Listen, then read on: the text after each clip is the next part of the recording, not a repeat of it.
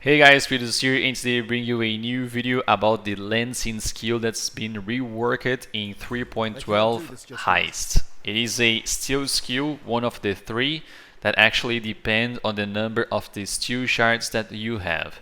But before that, I would like to point out on the video's description in your POB that you can see right there, there's very relevant info about the leveling stuff, some info that you should be having in mind while building this character, some recommendations about your leveling gems, also the skill tree. You can also see the info here while leveling, so feel free to check it out later because I truly recommend taking a look at that when you're making your character.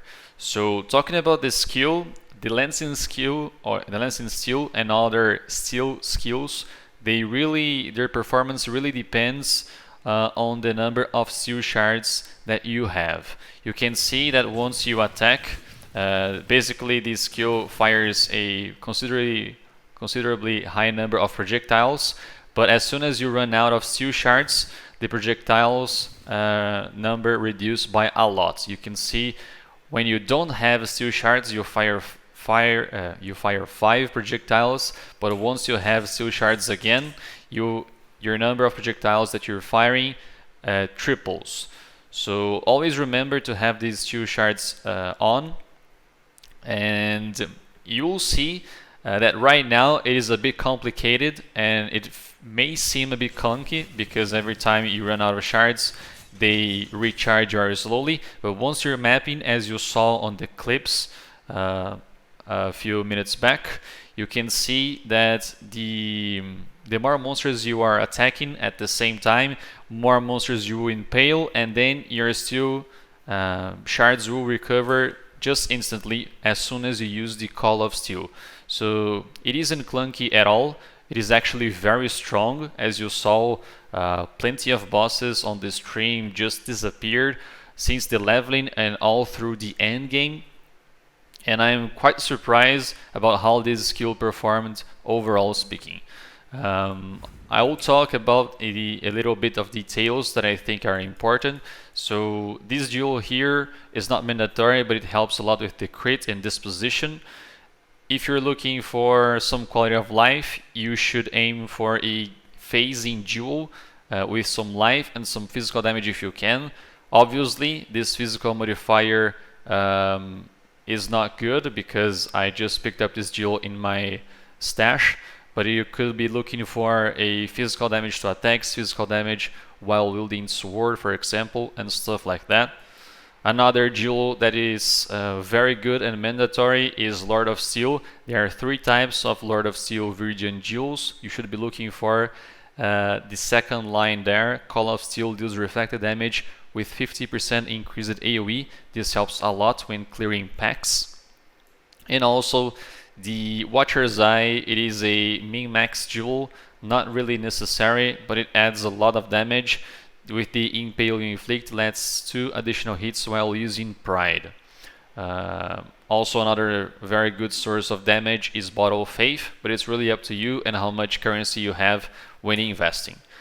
The way that this skill works is that when you consume 4 steal shards, which is the lancing skill, the way that lancing skill works, you triple your number of projectiles. So every projectile that you add on your build is very, very welcome. You can add 1 by using the helm enchantment, so instead of 1 are actually 3 projectiles, and as soon as you use Dying Sun, the 2 projectiles from the flask are triple as well. So as soon as you use them, the 2 become 6. On top of your 15 projectiles, now you're firing 21 projectiles with the Savior because the clones actually take advantage of all the Steel Shards benefits. You're actually firing 21 times 3, 63 projectiles at once with the Savior up. So it's really, really nice way to apply damage. I really recommend you getting the Helm Enchantment if you can, and also the Dying Sun Flask, because it's really, really nice when it comes when it comes to calculate our damage. Mainly, the Paradoxica can be replaced by Ichimonji until you find one real good. The modifiers that you could be looking are physical damage, attack speed, quality, and chance to poison, or chance to impale, chance to blind. But chance to blind and chance to impale are very more expensive, much more expensive in comparison, so I just purchased a cheaper one. Basically, another good option on this build is Lioness Vision, because it's a free 7 link with Mana Leech. Very nice option. On your gloves, I think the best modifier that you could be looking here is the accuracy with some life, physical damage to attacks, and a resist. And everything else relies on life and resistances. What you can do is to have open prefixes and then crafting non-channeling skills have minus mana cost, so you can reserve plenty of mana, and also you don't actually have to worry about it because the mana cost will be 8, very low amount, so it will give you lots of quality of life. If you don't have the enchantment, or you just feel like you need more mana, you can use a Enlighten level 4 maybe, which helps a lot with the quality of life. But basically, I'm very surprised with this build. It can apply tons of damage. I think it's right now 20 million with the Savior and all the equipments that I'm wearing right now. The flasks are Diamond, Dying Sun, Cinder Swallow, and Quicksilver, with a Life Flask obviously. But overall speaking, very good damage. I one-shot basically, or one comboed every boss through the leveling and also through the end game.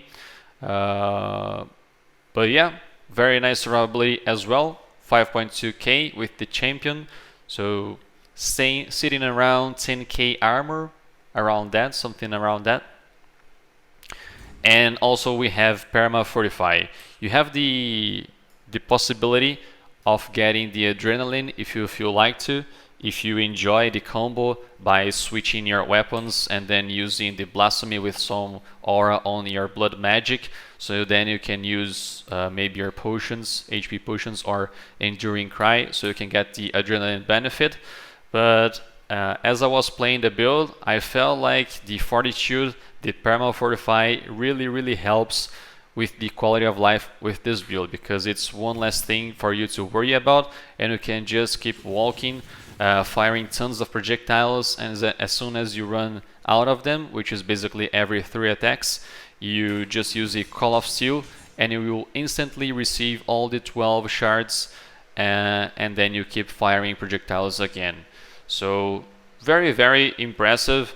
Like I said, it's the cousin of the Spectral Throw. It's not a melee skill, it's a attack projectile physical, although we use melee weapons. And also it feels like a sword barrage sort of projectile skill. I don't know, but it was very fun to play. So thank you very much for watching. I hope you guys enjoyed the video, and see you next time.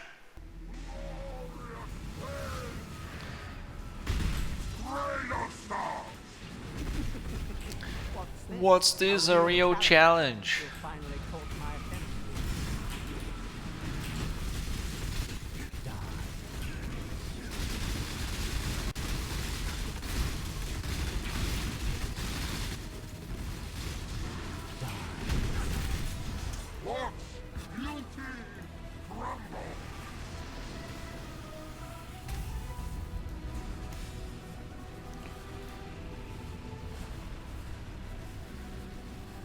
Você falou MTX de graça? Não, tô brincando aqui, ó, que é essas espadinhas aqui é por causa da skill, ó. Aí você gasta, entendeu? Elas são generadas de novo quando você dá Call of Steel.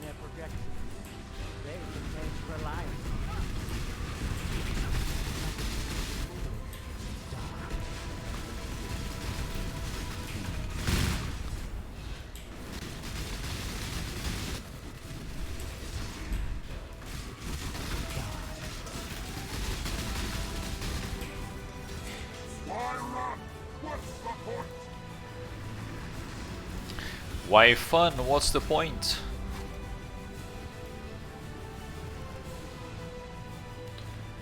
Como matar o Sirus? O meu aqui só fica invocando essa bola preta embaixo dele. E fica dentro dela. É impossível chegar perto dele pra bater. Tem que esperar ele sair, ó. Ele vai saindo, indo em sua direção. Aí quando você vai embaixo dele, ele spawna. Ponto de exclamação Sirus pra ver um guia no capricho de como matar o Sirão.